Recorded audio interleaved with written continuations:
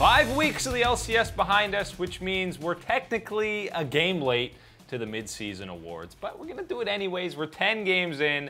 Time for a little bit of European action. Who are the standout performers, the MVPs through 5 weeks out in Berlin? And the theme for these candidates is mid laners. Nothing new out in Europe that the mid laners are the stars. That's what it is every year. Yeah, but I don't know if they really stack up to the NA mids like a Bjergsen. Power I don't Vivo, know. Yeah, these guys Fedovan are just NA to the core, and they're so good. Yeah, NA mid laners are definitely better than EU mid laners. First candidate we got is Senkux. He was the most critiqued, criticized, flamed member of Misfits in 2018 spring, and you know what? It was probably deservedly so, but here in summer, he has completely turned it around, is one of the driving forces as to why Misfits got out to a 9-0 start. Hell yeah, the flame was deserved in the spring split. He looked rough. Not a good performance, and especially with the expectations that this Misfits roster had and what they were able to accomplish last year, and they wanted to build off of that. Yes, with new players and big changes there, but it was still a reasonable goal for them throughout this European LCS to try and get there, and we didn't see it in the spring. Seeing it now in the summer here, Senkux really performing, and the best thing about it here, when you want to talk about how his performance has gone, is that he's doing it on champions that are quite a bit more mechanically intensive, are asking a lot more from him as an individual player and his own responsibilities, aside from what we've seen him in the past on maybe something that's, you know, maybe a little bit more unique like an Aurelion Sol, but he really has taken to it, and he's been able to provide a pillar of strength for the Misfits. And by the way, that 9.5 KDA, it comes in at second, but the person who's first place with 5 games is Jankos on Braum, basically, with 30 KDA. Yeah. So really, he's first for actual mid laners. Yeah, but that's, you know, that's just because Braum is the world's best champion right now. And well, Jankos is the world's best Braum. Right, and destined for a world championship skin. Oh God, I hope not. Nobody wants a Braum skin. He's got enough. The Santa one's the only one you need.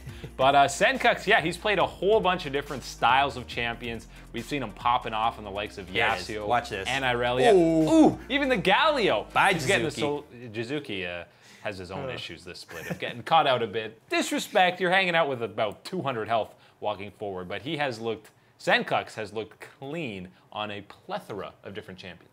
Yeah, really nice to see him show that diversity of champions now and find that success for Misfits that they needed to have in the mid lane to allow the other lanes to thrive. They're getting it now. And of course, you can see the results happen with how their record is. But the reason Senkux probably won't get MVP and probably shouldn't is because there's so many stars on Misfits. Hansama, Maxlor, Alfari, and even Mickey this split have all looked fantastic, which in a way kind of take away from his MVP run. The second mid laner who we want to take a look at is, of course, the funnel comp master himself. We're talking about Perks in that mid lane, and his stats are a little complicated because he split his time in the mid lane and the jungle, so we had to do different stats for each one, and look at the jungle looks a little better. Yeah, and as we said, you got to give a little bit of this praise over to Jankos, you know, of the course. World's best Braum.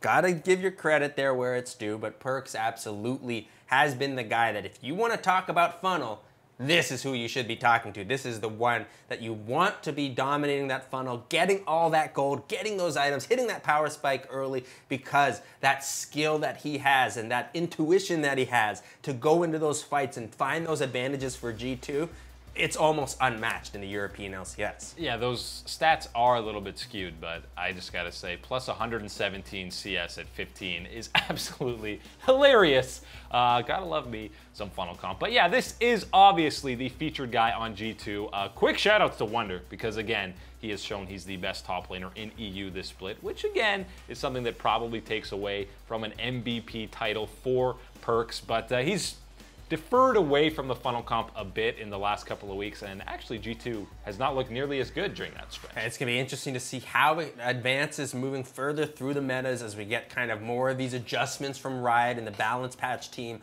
on what to do with funneling and taking it out of the game. These smite mids are kind of the next one that are almost going to be phased out here with 814 and some of the changes coming through there. So it'll be interesting to see how Perks and the rest of G2 can adapt for this. But so far, that performance, and especially through the funnel god strategy, has looked really good for Perks and G2. It'll definitely be a big adjustment for the squad when they can't run the Smite Xayah, Kai'Sa, Lucian. Don't run Smite Lucian. I'm going to be running some tears down my face to say, hey, Braum, It was nice seeing you being played by Yankos, but it might be time to close that chapter. He's finally happy to not have to play that champion.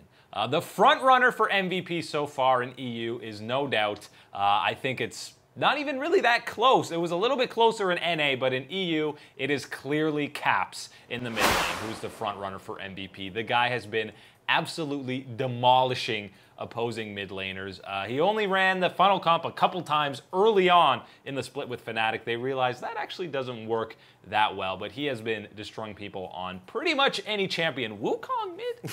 Yeah, Wukong. I gotta say, you know what? Thumbs down to SKT for not letting me see Faker play, but thumbs up for Fnatic for letting us watch baby Faker play, because Caps is certainly starting to live up to possibly the incredible expectations that are on Faker. When you add Faker into there. This might be the killable Demon King. He's not unkillable yet. Still a Demon King. But he's a Demon King. Yeah. Caps is really come into his own now and is starting to live up to that hype that everyone gave him coming into last year, and it really is showing the experience that he's been picking up and how he's able to play.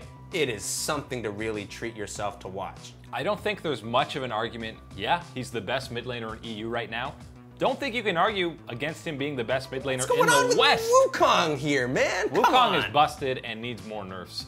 Playing against that in the bottom lane is just absolutely awful. This game against UOL was disgusting. I felt so bad for Exile. He got completely styled on. Caps had 15 kills in this game on the Irelia. You know when sometimes you play League of Legends and you just have this match that's just so awful and so frustrating that you put down the game for literally a couple of days? That's what happened to Exile right there. Couple hours. Needed to have. That guy, oh, I'm telling you, that was a 24 to 48 hour exodus period for him. He unplugged the PC and then they said, Exile, we actually have more games. Exile said, and then he went over to the router in the house and unplugged that and said, no internet, no, we can't. I can't. I can't even I look don't at want the to game see another Zoe. Ugh.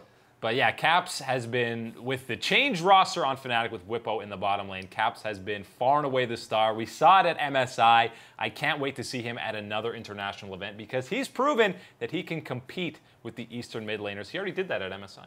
Absolutely did, and he showed up big time there and put together a stellar performance. So this is another international event that we're seeing Caps be the one to put on the carry pants for Fnatic and really show up. Good to see here, and I'm looking forward to seeing more of it this year. 4 weeks to go, new MVP challengers will arrive. That's all the time today for League Unlocked. Eric and Mark, thank you guys for watching.